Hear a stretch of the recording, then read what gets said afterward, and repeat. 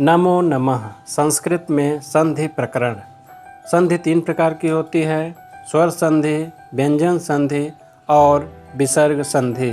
आज हम लोग विसर्ग संधि की चर्चा करेंगे। जब विसर्ग के बाद स्वर या व्यंजन आए तो जो परिवर्तन होता है उसे विसर्ग संधि कहते हैं। जैसे नमः जोड़ते बराबर नमस्ते।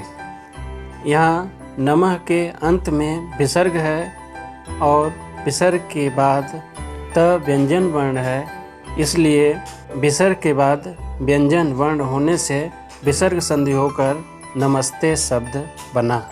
विसर्ग संधि के जिन मुख्य भेदों की चर्चा यहाँ की गई है उनके नाम उल्लेख निम्नवत हैं: सत्व संधि, उत्व संधि, रुत्व संधि और लोप संधि।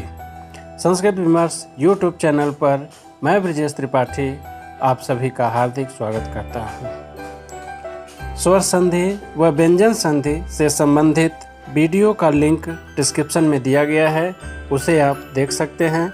आइए विसर्ग संधि शुरू करते हैं। सत्व संधि सूत्र है विसर्जनीयस्य सः।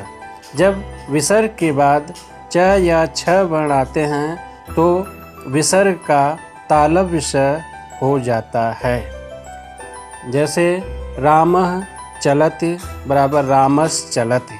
रामः के अंत में विसर्ग है, विसर्ग के पश्चात चलति का च व्यंजन वर्ण है, इसलिए रामः के विसर्ग को तालव्य सकार होकर रूप बन गया रामस् चलति।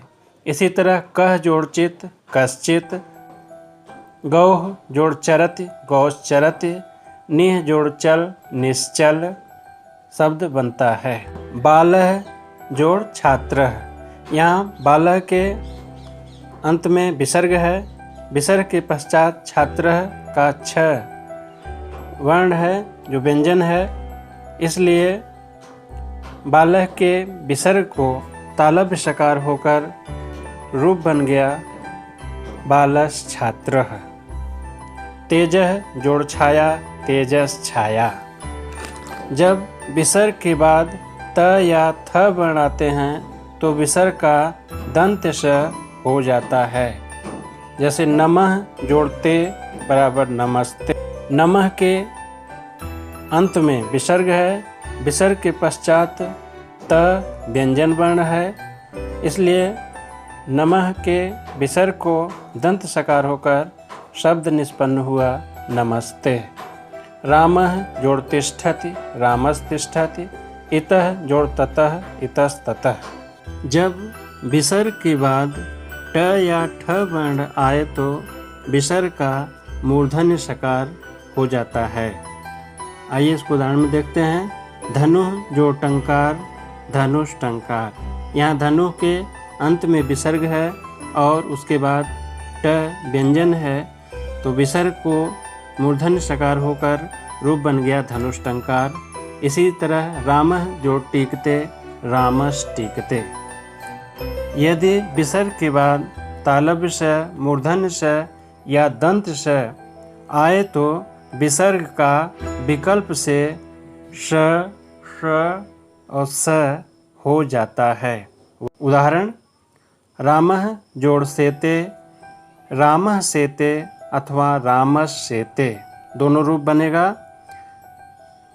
निह जोड़ संदेह बराबर निह संदेह और निस्संदेह, ये दोनों रूप बनेंगे। बालः षष्ठः बराबर बालः षष्ठः बाल षष्ठः। दुह जोड़ शासनम दुःशासनम दुःशासनम, दोनों रूप बनेगा। नमः पुरः तिरः, इनके विसर्ग के बाद क प वर्ण आने पर विसर्ग का दंत स हो जाता है। नमः जोड़कार नमस्कार। नमः के अंत में विसर्ग है, उसके बाद क व्यंजन है, इसलिए नमः के विसर्ग को दंत स होकर नमस्कार रूप बन गया।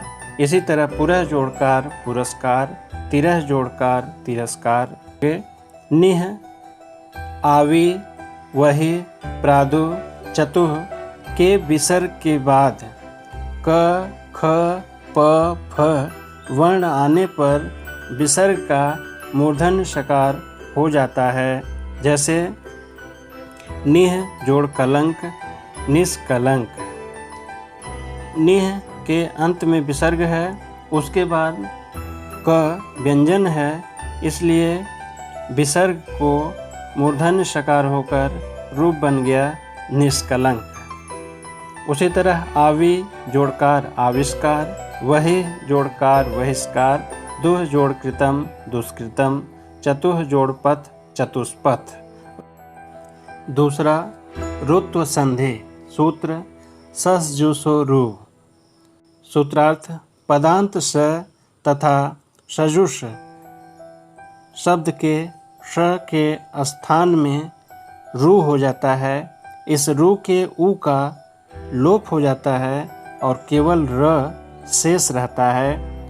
जैसे गौस के अंत में स है और आगे अ व्यंजन है, तो गौश के स को सस जुसो रू से रू आदेश होकर बन गया गौरु जोड़ अयम। अब रू के ऊ का लोप होकर केवल र शेष रहा और रूप बन गया गौर अयम, और दोनों को एक साथ मिला देने पर रूप बन जाता है गौरयम। इसी तरह निस जोड़ दयः निर्दयः, कविश जोड़यम कविरयम रूप।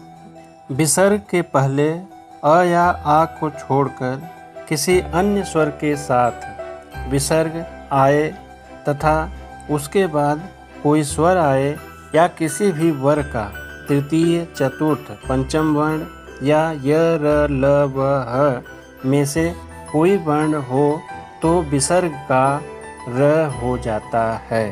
भानु जोड़ अयम बराबर भानुरयम।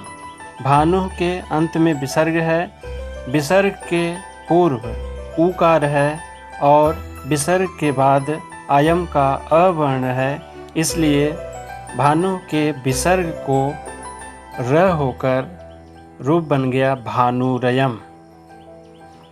मुनि जोड़ गच्छति मुनिर्गच्छति, हरेः जन्मः बराबर हरेर जन्मः।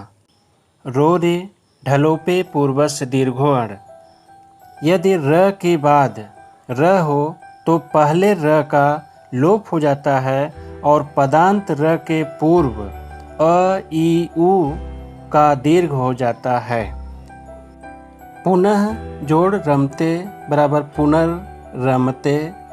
पुनर के अंत में र है और र के पूर्व अवर्ण है तथा र के बाद रमते का र व्यंजन है, इसलिए पूर्व र का लोप होकर और उसके अवर्ण का दीर्घ आ होकर रूप बन गया पूना रमते। हरे जोड़ रम्यः हरिर रम्यः। यहाँ हरिर के र के बाद रम्यः का र है, इसलिए पूर्व र का लोप होकर और हरि के हरस्व ई का दीर्घ ई होकर रूप बन गया हरि रम्यः। निह जोड़ रोगः निर जोड़ रोगः, शब्द बन गया निरोगः। अंतः जोड़ राष्ट्रीय बराबर अंतर जोड़ राष्ट्रीय। अंतर के अंत में र है और राष्ट्रीय के पूर्व में भी र है, इसलिए अंतर के र का लोप हो गया और त के अ का दीर्घ रूप होकर अंतर्राष्ट्रीय शब्द संस्कृत में बनता है। उत्व संधि सूत्र हसि च। यदि विसर्ग से पहले अ हो तथा विसर्ग के बाद वर्गों के तृतीय, चतुर्थ, पंचम वर्ण या य, र, ल, व, ह आए तो र का ऊ हो जाता है। जैसे रामः जोड़ गच्छति। रामः के अंत में विसर्ग है, विसर्ग के बाद गच्छति का ग वर्ण है, इसलिए विसर्ग को उ आदेश हो गया हसिचा सूत्र से, और राम का अ और उ मिलकर ओ हो गया और रूप बन गया रामो गच्छति। मनः जोड़ रथः, मनोरथः। देवः वन्द्यः, इसी तरह देवो वन्द्यः रूप। अन्य परीक्षोपयोगी उदाहरण मनः जोड़ हरः, मनोहरः। अधः जोड़ मुखम, अधोमुखम। रामः जोड़ हसति, रामो हसति। मेघः गर्जति, मेघो गर्जति। अधः जोड़ मुखम, अधोमुखम। तेजः जोड़ धनम, तेजो धनम। यशः जोड़ गानम, यशो गानम। जब विसर्ग से पहले तथा बाद में अवर्ण हो तो विसर्ग का उ हो जाता है।